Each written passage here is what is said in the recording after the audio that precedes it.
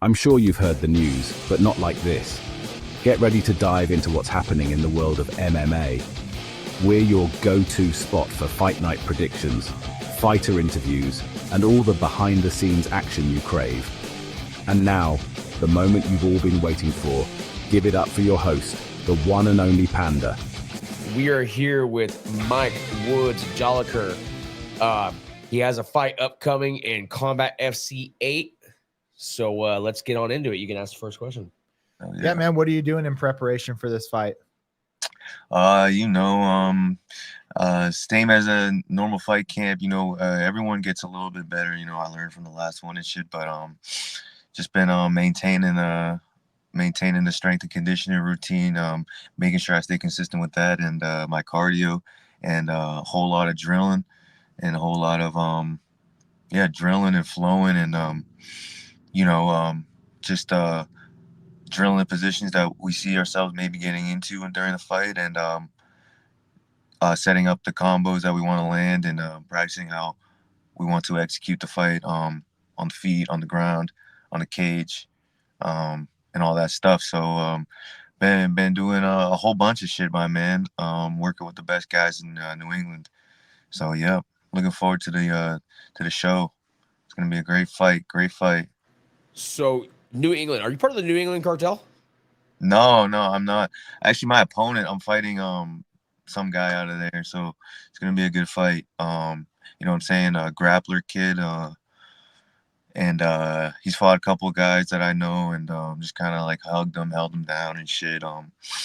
So this is kind of like a matchup that's common for me to see. I've seen this matchup a good couple, 2-3 times now, since I started fighting in the local circuit and shit. So I'm excited to deny his style, and show him what we've been doing at KTA, and really just show off my skill set, and execute the game plan, and beat this kid up, and have a good night, take that belt, win another championship. So yeah, not part of the cartel though. So is this is going to be both your guys' pro debut, it looks like? Yeah. No, we got an amateur title fight here. So I'm fighting 145 amateur title. I think there's a couple maybe a pro title. I don't know exactly. There's 1, 2, maybe 2 pro titles, and 2, 3 amateur titles. So it's a good night. Gonna be a good night. Yeah, on Tapology, it says it's your pro debut. I don't know why they got that wrong. Yeah, what? It said my pro debut, really? That's what it says on Tapology. Oh, they're tripping. You're all, wait a minute, I'm pro now? Shit. Got some work to do here first, but that's the next step. We'll get there when we get there. Yeah, soon to be, man. So what aspirations do you have with your career? How do you see this playing out, and kind of the landscape of what it's going to take to get there? Well, I know it's gonna be a long journey, long road, and you can go about it a number of different ways from what I've seen so far in New England. You see some guys doing it, like taking easy fights, taking bum fights and shit, and then just like trying to work their way up like that, which I think is dumb and not fun. So I like to challenge myself. And at the amateur level, I'm trying to get all these tough fights in, good cage experience, good cage time, so that when we go pro and make the jump, we can make a big splash, and not just be like another local guy. I want to be able to take it as far as I can, fight overseas, fight across the country, and train in all those places as well, and be able to take this journey, take my career, as far as possible, bro. It's gonna be a long path, but just gonna put in the work, keep grinding, and learning from all the people that I come around and that I train with, and that I've been introduced to, and keep on trying to be a sponge, absorb as much knowledge and all the aspects of the MMA game business, because there's a lot of shit involved. So and coaching as well. Once we go, once the fight career is over, my goal is to build up a good resume here. And who knows, I coach and I help coach, some of our fighters now. And I have a class, so I coach like a class, and that's really fun. and learning from all my coaches is fun. And I like to share the love and spread the positivity and what I've learned and been able to, receive from everybody else. I want to just be able to pass on. Like they want to pass the torch to me when my times comes. I'd love to do the same and just be the best fighter I can, fight the best fights, and at the end of the day, put on for the next generation. Catch me up, man. Just share with me your strengths, kind of where it started, and what you implement the most into your fighting style. All right, word. Well, I'd love to, man. Fucking, I started off, just like everybody else loves to watch UFC. It's super entertaining, super, super energizing sport. Everybody gets crazy, knockouts. Maybe a guy gets choked out. You don't know what the fuck just happened, but the fight's over. The other guy's laying on the floor asleep. So me being, just getting out of high school, I wanted to just learn that, and I thought it was super cool. So I looked up where can I train, found a local gym, and I started doing jiu-jitsu at first. But I had a friend, my guy Ben Louie. He got me into Muay Thai as well, like around the same time, because he's a good striker, good boxer, good Muay Thai practitioner. So big shout out to him, man. He's got to be like he might not even realize it, but like that motherfucker put me on, and he got me started, and really a deep love for striking, because he was so clean, so technical, and was just fucking me up, like fucking me up. But I didn't know anything at that time, and it's been 4 years since I started, and it's just been a blast. I started getting into MMA along the way once I found my coach Walter Cotito and Joey Gomez at Karasu Tango Academy out here in Nashville, where I grew up. So I couldn't ask to be in a better spot, man. I'm traveling when I need to travel, and when I want to go train with other people, whether it's in the state, out of state, or whatever. So it's been a fun ride since then, and big shout out to my coaches and Walter, Joey, everybody involved, because they just shown me a whole path that I didn't know was there. So I'm excited. What you said about the coaching thing really resonates with me. Obviously I don't do it anymore, as you can tell by my current form, but I did Muay Thai for 7 years. And when you start the teaching aspect of it, you really refine your technique, because you have to find a way to, explain and show the mechanics of certain techniques. And it helps you understand deeper knowledge on those techniques. And I think the fact that you're, doing some coaching and whatnot, I think that's really going to help with, your technique and everything, and really refining that. But I agree, man. Yeah. But my main question is, how are you preparing mentally and physically for these fights? Well, that's a very good question, actually. Physically, I feel like I'm in the best shape of my fucking life. Been getting the weight down here, but I still feel full of energy. Still feel great. My stomach feels good, and I'm still eating good. So I'm excited, and physically, we've been just drilling hard and sparring hard on the days that we schedule as a team, and stuff like that. And though we got a couple hard days a week, where we put the work in, we get like an hour and a half, good session, 2 hours maybe. Just like technique and then drilling, and then some situational goes, live goes, and then maybe we'll add some bag work in. It kind of varies, depends, you know what I'm saying? My coach, he runs a good class every time when we're in fight camp. So a whole lot of wrestling and grappling and get-ups, and just wrestling defenses and anti-wrestling techniques, man. Fuck these guys, they ain't gonna hold me down. I'm gonna get right back up. I don't care, bro. You take me down, I'll get right back up. But hold up, sorry, you guys still there? I think I lost you for a second.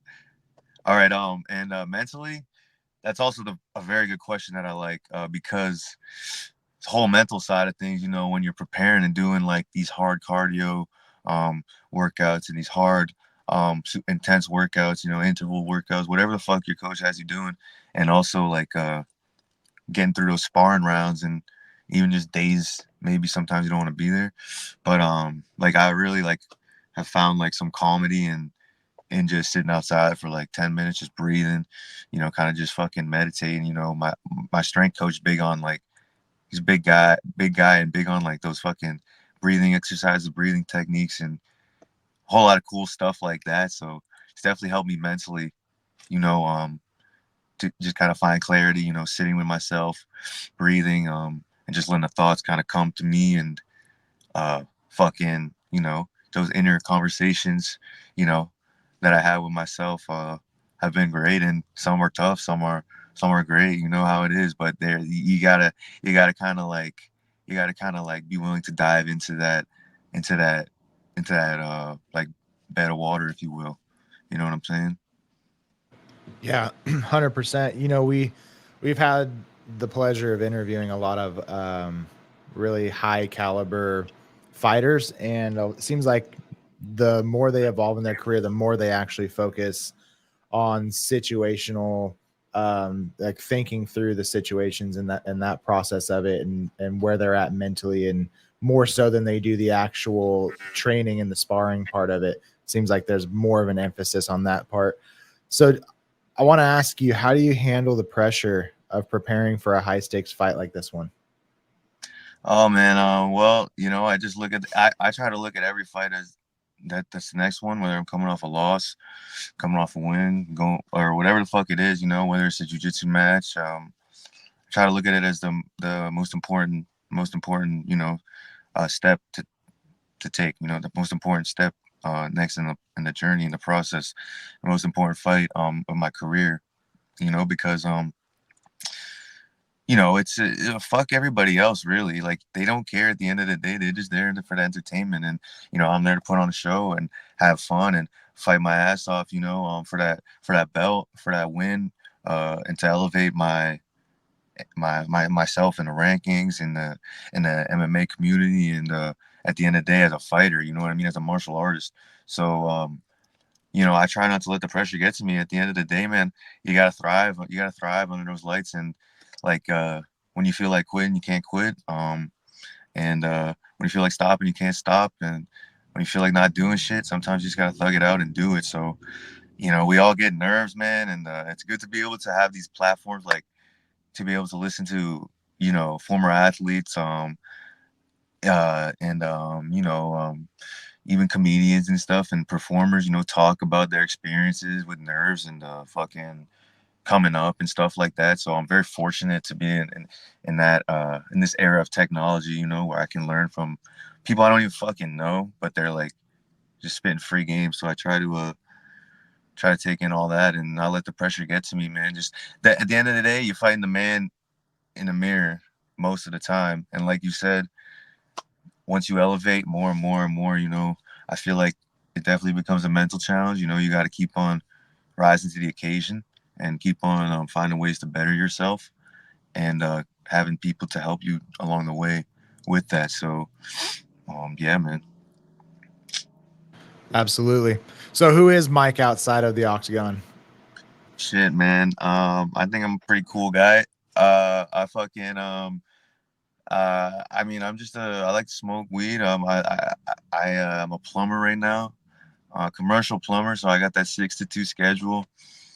And after that, you know, I just train. I'm a father of a 5-year-old, and he's my life. He's my fucking heart, and the biggest blessing that I've ever been able to receive so far. So, you know, I look forward to all the time I get to spend with him, inside the gym and outside the gym, because my little guy, he's always with me, in the gym, in the training room, seeing the work we put in every fucking day that he's with me. So, you know, I'm very fortunate that he's around and in my life, and also able there to help guide me along the way, you know. And other than that, man, you know, I'm just a father, I guess, in a good. I try to think of myself as a good role model in the community now, you know. Yeah, man. I understand that 100%. And I think you're making a lot of good leeway towards that. Thank you. But, you know, you're going against Fred Seifer here at Combat FC 8. How are you predicting you're going to get this victory? Run me through the strengths you're going to focus on. Are you piecing them up? Definitely not looking to grapple with him, given he's a grappler. I'm gonna try to keep it on the feet. I'm gonna deny his takedowns and see what he's got. Come round 3, 4, 5. I think he's gonna come real, pressure heavy. He's gonna use his hands to try to set up some takedowns. He's got a couple things that he does that we've been working, to defend, and that he does to enter for the legs.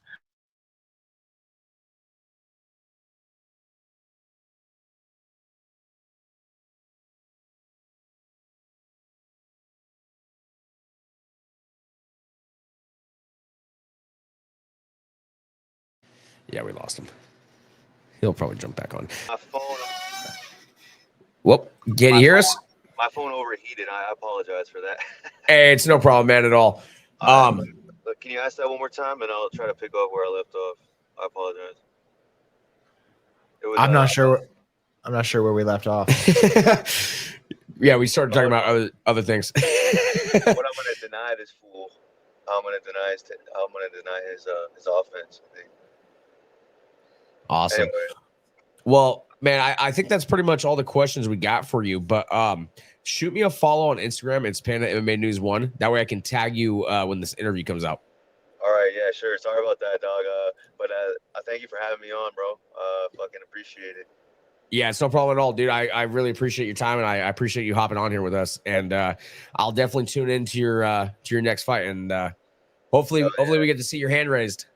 Yeah, I'm looking forward to getting this fool. I'm trying to knock him out come third, later round. So, just be wary of that. I'm calling for it. Knockout round 4 or 5. Oh, so wait a minute. This is a 5-round fight? I didn't know amateurs went that high. Yeah, 5-rounder.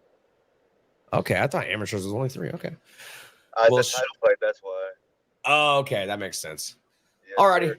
Well, man, we'll let you go. And once again, thanks for hopping on with us. And shoot me a follow, and I'll tag you as soon as we post this. It's probably gonna come out Wednesday or Friday. All right, bro. Thank you. Appreciate it, guys. I'll toss you a follow and see you then. All right, brother. Take it easy, Have brother. a good Sunday. Yes, you as well. So, guys, we are joined here by Richie Miranda, coming off a fantastic victory at LFA 190. Welcome, my man. So we'll just jump right into these questions. Yeah, let's do it. Can you share your journey in MMA and how you got started in the sport? So after wrestling at UNK, University of Nebraska Kearney, I still wanted to compete, still had a year left of school, but still wanted to keep competing and joined Kearney Combat Sports and started training. 4 months later, had my first amateur fight. Mm-hmm. That's fine. And now you're what, 9-1 right now? Now I'm 9-1 as a pro. Yeah. That's right. So what's been your most memorable moments so far in your career? There's a couple. I mean, the first, I guess, big win was the one, my first LFA fight, because I was kind of down on the scorecards, and I ended up getting a fucking guillotine, and I've always hit it in practice, but fucking in the fight, I was able to lock it in, and that one was pretty dope. Who is it? Is it Brian Ortega that's always jumping those guillotines? Or Dustin Poirier. Dustin Poirier. Yeah, Dustin. They're always, don't do it. Yeah. He just fucking locks it in and just goes for it, man. Hey, if it works though, right? Like you said, you're always doing it in practice. You're like, fuck it, it's gonna show up in the octagon. Yeah, exactly. Yeah, no, so that was dope, and then even this last fight, I slid it right into the fucking no arm guillotine, and I think if he was a little bit shorter, if I would have pressed him against the cage, I would have got it for sure, because I could feel him like struggling, Mm-hmm. Hell yeah, man. How do you prepare mentally and physically for your fights? Mentally, I mean, I think I have a strong mindset just from coming from wrestling, over the years, being confident in my training and the work I put in. And, I talk to myself and, motivate myself as well. But Yeah, I think it's just instilled in me from wrestling and physically, you know, training all the areas of MMA, you know, my striking, my grappling, my wrestling, my jiu-jitsu, kickboxing. So I think I like to think of it like the UFC game, you know, where it's like the bars, so it's like 97 striking, cardio, whatever. I'm trying to max those out, you know. I'm trying to get those to 100 every fight camp and throughout the year. You know, I stay in the gym throughout the year, so I think it shows out in the octagon. I can attest to that because that's where it all started for me too, is wrestling. But basically, for me, it was I was getting in a lot of fights at school, and the principal basically told my dad, "Hey, he's either going to get expelled, or you can enroll him into wrestling." And so that's how it started for me, and it totally changed my life. It gave me discipline, it gave me work ethic, and it gave me confidence, which I think is what I was lacking, and that was part of the reason why I was constantly fighting people for no reason, because I was just frustrated in what I had going on in my own personal life. But you know what, man? What's that? Where'd you wrestle at? I did freestyle and folk style when I got into school, but it was mostly freestyle. Where? Okay. Oh, in California. Oh, in California. Oh, cool. What school? So I grew up in a little small town. It's Oakdale, California. And it's Central Valley. Oh, Central Valley. Okay. Near Stockton. Yeah. Okay. Yeah. Way too far from here where I'm at, but that's cool, man. Cool. Yeah, where are you at in the world? I'm in Santa Ana, so I'm in Orange County. Oh, okay. Yeah. Well, you know where Modesto, Stockton is at, that area. Yeah, right in there, man. So yeah, I grew up. I had a good friend that I met through the wrestling program, and basically, you know, somebody should have gave me some advice when I was a kid not to be cutting weight like I was cutting 12 pounds as a little kid. It's probably not a good idea, but I would always have a little goodie bag of like Snickers bars and, you know, bologna sandwiches, all this crap that I was dreaming of while I was cutting weight, spitting in water bottles, doing the sauna suit and all that crap. But yeah, man, it creates character for sure. And just, you know, setting your mind to a goal and then pushing towards that and not stopping until you've realized it. You know, so I give all the credit to wrestling for that. Hey, man, I'm seeing you're repping the Bloodline. What's your experience been like training with those guys? It's been great. You know, I transitioned over after my last fight, and it's been good. You know, I have a great group of guys, training partners. You know, and a good amount of resources as well. And yeah, it's been a great move having them as a management team as well. But yeah, you know, I'm excited and honored to be part of Bloodline. Hey, so you know you're over that Bloodline. And you're in Southern California. Do you train with Larry and Douglas? Yeah. I train with Left Hook Larry. Yeah, there we go, dude. So, are you also assisting Cyborg preparing for her fight coming up? No, I'm not. I just met her like not too long ago, but might be working with them a little bit too. And then Larion always invites me over to the gym, so I might have to go check it out. But no, not at the moment. Can you share with us any valuable lessons and insight you've gained from your training camp? Yeah. I mean, pretty much the big main one is overtraining and listening to your body, you know, and also just using all your resources, you know. Since I moved to Bloodline, I've been able to switch strength coach, so that's been great as well. We're doing some track workouts to get more fast and explosive as well, and then also jiu-jitsu at Gracie Barra with Professor Felipe here in Irvine. So yeah, a lot of good benefits since I moved to Bloodline, and I feel like it's gonna elevate my game, and I think this last fight showed some of that. Okay, well, I'm gonna steal a question he typically asks. What do you do for fun outside the octagon? Are you a fisherman? You a gamer? What do you do to kill your time? So I'm actually, after this interview, I'm gonna go ride my chopper. I have a '97 Sportster, so ride that and hit up the biker bar and then chill. But yeah, I'm an outdoors person as well. You know, I I like snowboarding. Got a dirt bike as well. So yeah, I mean, I do all kinds of stuff. Hang out with family most of the time. But yeah, you know, anything that gives me an adrenaline, I guess. Sounds like it, man. Yeah. You're right there in that LA area, dude. You got good food right there at your Mhm. fingertips, dude. How do you avoid the temptation of being like, you know what, I'll just run a little harder the next day, I'm gonna go get me some tacos or something real quick? Yeah.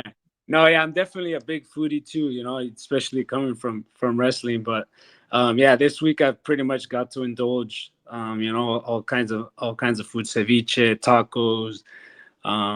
But yeah, once I have a fight, or not always, but just I try to live a healthy lifestyle as well, and still eat pretty clean throughout the year. But yeah, I mean, I don't get too crazy heavy, so um I can still indulge a little bit.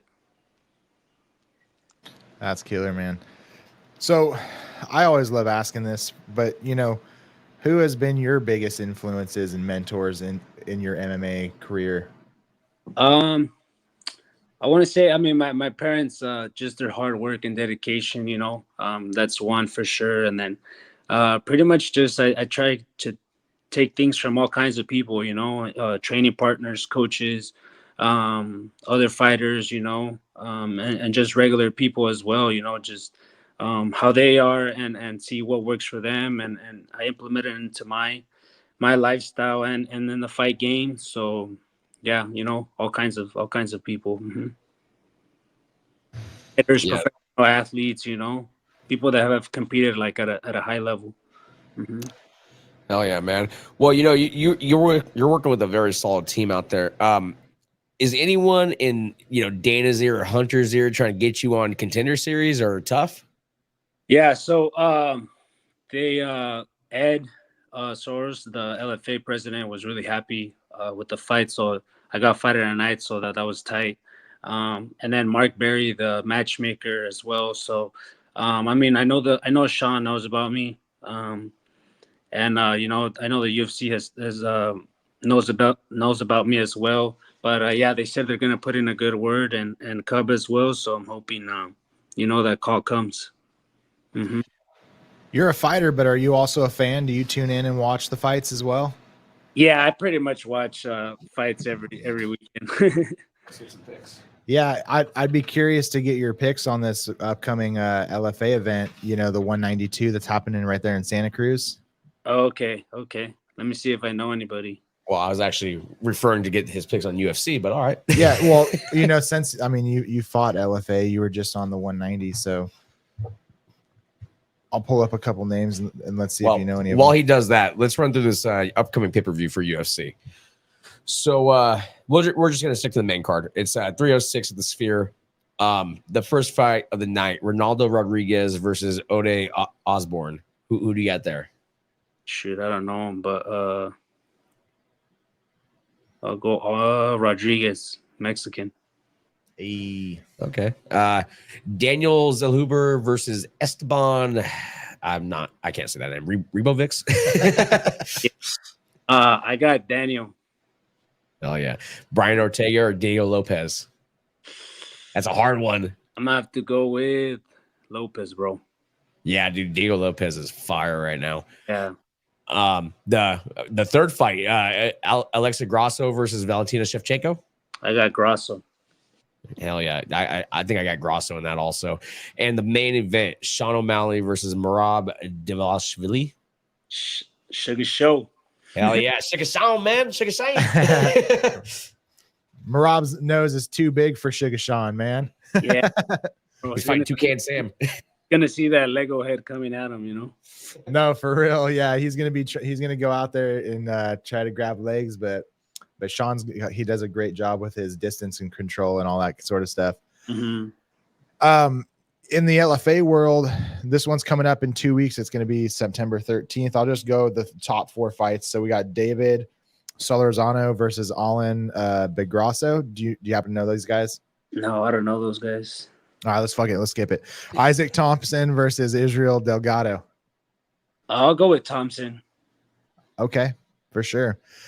This one, Cat got a hold of the keyboard on this one. Aziz Zorbek Uliu versus Felipe Esteves. Nah, I don't know, but I'll go Felipe.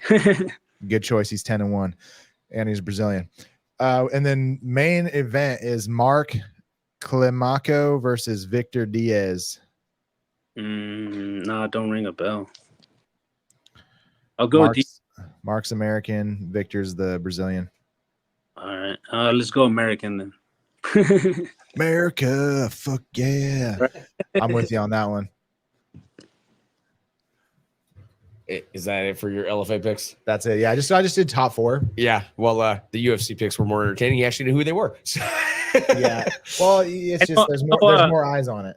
I know that Robson Jr. is on LFA, so I'm gonna pick him too. Okay, for sure. Yeah. Cool. Well, man, I can't thank you enough for your time today. I really appreciate you joining us and taking time out of your day.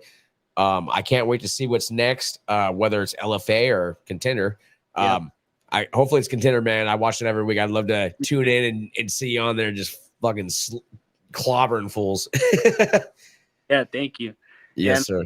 I hope either one comes, either Contender, short notice, whatever. So yeah, I hope it comes too, man. You're very entertaining to watch. I'm gonna plug your Instagram on here, but is there any other social medias you want to plug? No, it's pretty much the same on Twitter, and then just Richie Miranda on Facebook. Sounds good, brother.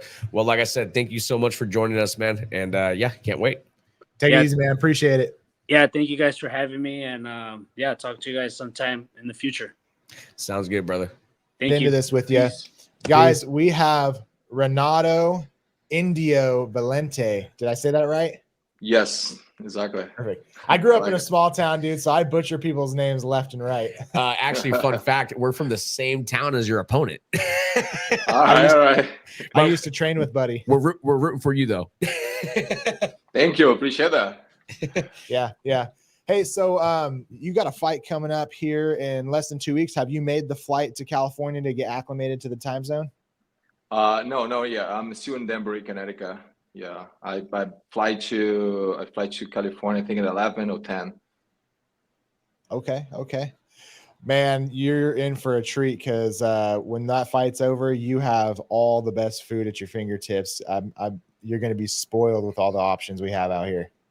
All right. I like that. Yeah. Hey, so can you just share with us your journey in MMA and how it got started with you?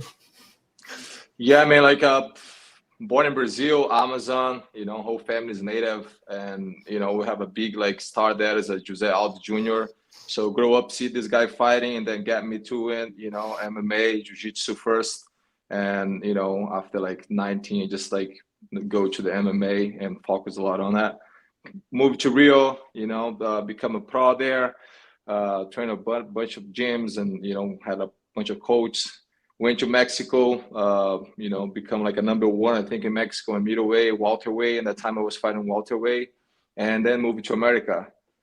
Basically there, just a short thing. But Jose Aldo Jr. was my, inspiration on the time. Well, that's definitely some inspiration. That guy's an absolute animal. And you'd brought this up, and this is something I wanted to ask you about, which is the native part there. Because I noticed with one of your partners there, Alex, he always comes out with the full headdress on and everything. What does it mean for you guys to be native and to represent that in the sport? So it means a lot, man. I was just, different culture, different way to growing up. I actually born in Amazon. Alex born in São Paulo, but a bunch of tribes in the whole Brazil. I think his grandfather, a great grandfather, was native. For me, it was kind of more close. I have all my grandfathers, mom, dad, it was all native. But I born in the city though. It was a really small town in Amazon. And, just to wear the, the culture, show, everyone else, the power, the confidence we have. I think that's as important. Oh yeah, man. Well, we want to get into some nitty gritty here in a second, but before we get there, I'll start with the soft questions. How do you prepare mentally and physically for your fights? Uh, I was living in California. My whole career here in America, and then I just moved to. I always come for help Alex Pereira in his camp. And the last time for the UFC 300, he asked me to stay a little bit more and see, how things go. Be here in the Teixeira MMA Glover and him. And actually, it was a game change. Right now, have Alex in my camp. City is also here.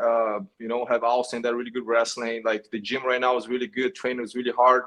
Glover is this amazing coach. We also he also brought Eric Terere from like Fight Nerd in Brazil, and then he just moved here to help with the team. And we did like an amazing camp. Like I don't know if you guys know, but I was supposed to fight in August 2nd here in New York, but my opponent has some problems, so pull out the fight.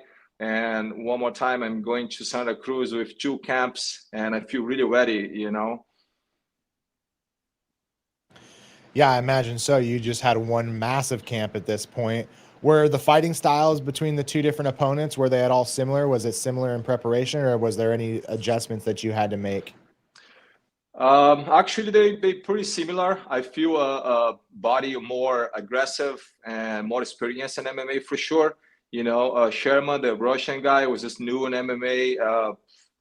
Good cardio because he was an Olympic athlete. I don't know which modality though, but he went to the Olympics and then compete there.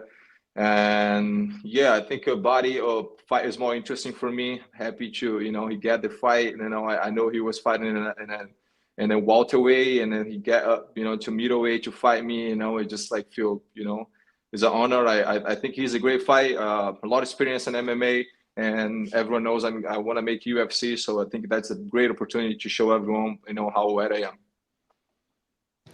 That's awesome, dude. Honestly, this fight is personally for me, one of my most anticipated fights of the year. I don't know. I'm a big fan of your style. The fact that you train with such high level fighters like Alex and Glover, man, like that is so awesome. And I just can't stress enough how much I'm looking forward to this fight. But how are you feeling about your upcoming fight with Buddy at LFA 192? I feel ready, man. Like I say, 2 camps. We train, really hard for him. Mentally really good. Glover, we watched some fights, his last fights. I also saw him fight last time he fought in LFA. It was the same day I fought, and then we did like a really good strategy, I think. Training was super hard, even like this last weekend, it was like training hard and did all the strategy and put on training. So that made me feel more confident and, where to go, put in a show for sure. Yeah, we're not too far from Santa Cruz. I'm expecting that we're actually going to be in attendance that night. So it's going to be really awesome to be in that atmosphere and just feel the energy in the crowd and everything.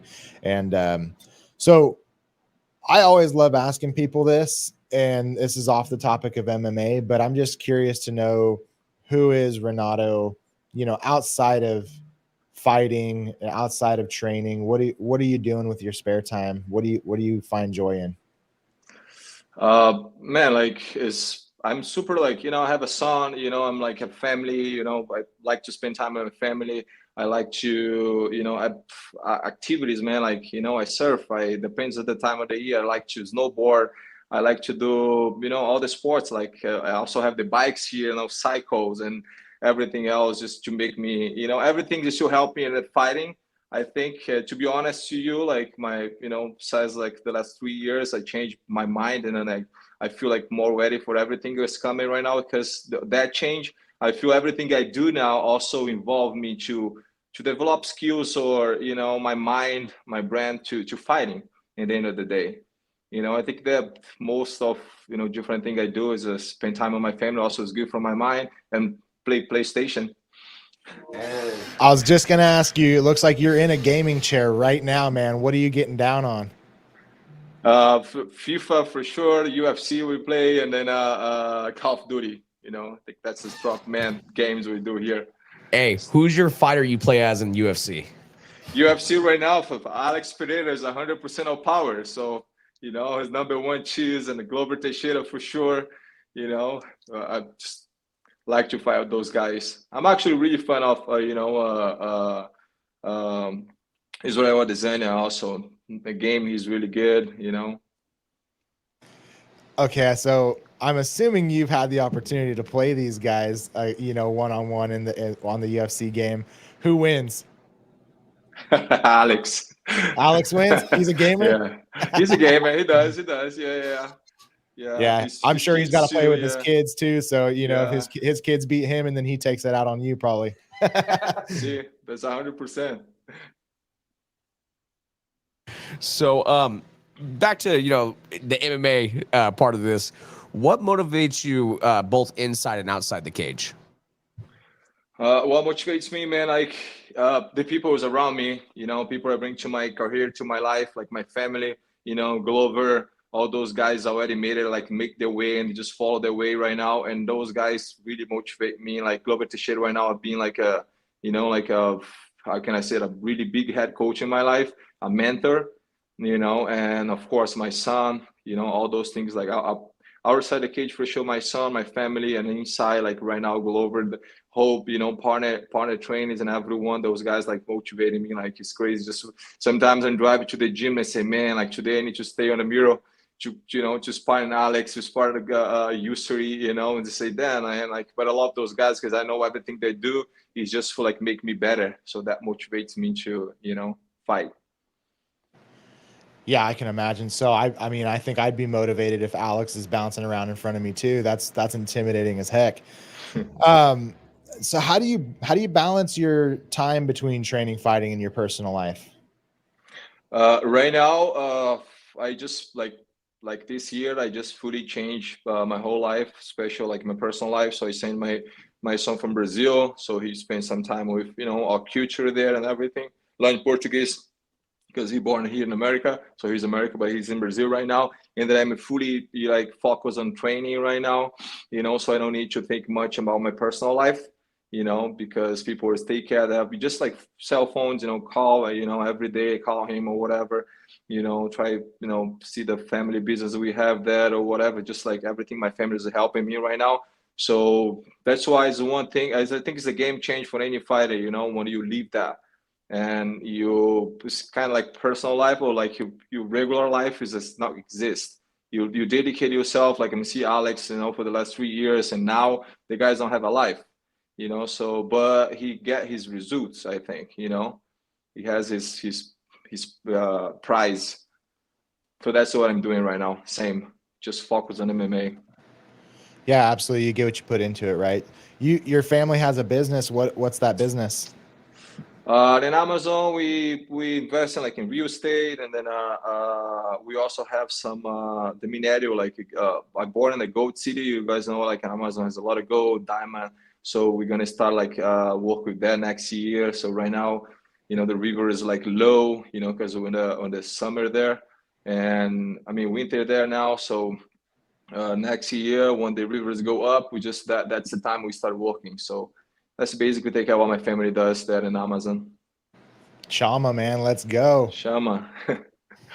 So, Contender Series is going on right now. It'll still be going on when this fight takes place. Assuming this goes the way we think it's going to go, would you be open to like a last minute replacement on the Contender?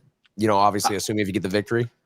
100%. I'm gonna get the victory. That's for sure too. And 100%. Like if Contender come here right now, I'm ready. I think George, that's my manager. So he's been talking to Mick, and then I don't know if they want to see more, but I really don't care. Like I told them, look, I'm gonna fight now, buddy. If you guys want me to fight again, I don't care. So I wanna fight in UFC. I told them I'll make it, and whatever they say, they know I'm ready. And then now I have one more opportunity to show everyone how well I am. How do you see yourself winning this fight? Put a lot of pressure like I did in my last fight, and for sure I'm looking for right now I'm just like confident to finish fights. So I want to knock in out, and I'm gonna look for this knockout the whole fight, and then everyone, I think LFA didn't see much my grappling and come back here to train with Glover. I was in King MMA for a while, so everyone knows, Rafael Cordeiro is a striker guy, so a lot of strikers at the gym. And then I, put people down, whatever. But like, and sometimes when you go fight, you fight the way you train. So I feel I was training so much more striker than grappling, And then I start as a grappler. So now with Glover, Glover is more grappler. Here, everyone shoots like, 5 minutes, everyone shoots like 10 times. And then I get that too again. And that's, make me confident too. If the fight goes to the ground, for sure, I'm going to be on top. And then I have like a, huge chance then submit him like right away. So, but it's the finish, knockout for sure. That's who I want, but knockout, submission. And I think both can happen. I like it, man. I can't wait to see it. Well, man, we really appreciate you jumping on here with us and giving us your time, dude. I cannot wait for this fight. We're actually, as soon as we get off this, we're going to go apply for press passes for this LFA fight. I really want to be in attendance for this. But we'll say our goodbyes, and then if you could just stick around for a second, we got a few questions, off the record we want to ask you if you're cool with that. All right, 100%. Thanks so much, man. I appreciate it. So once again, man, thanks so much for joining us, and I can't stress how much I'm looking forward to this. Here we go. Let's go. I actually love, I fought the first like a main event in Santa Cruz, and man, the energy inside that is crazy. And I fought the guy like from the city was insane. I was in my mind, okay, I know it's for him, but fuck it. At the end of the day, everyone's gonna love me because I'm gonna put the show. Oh yeah, dude. Cool. So off the record now,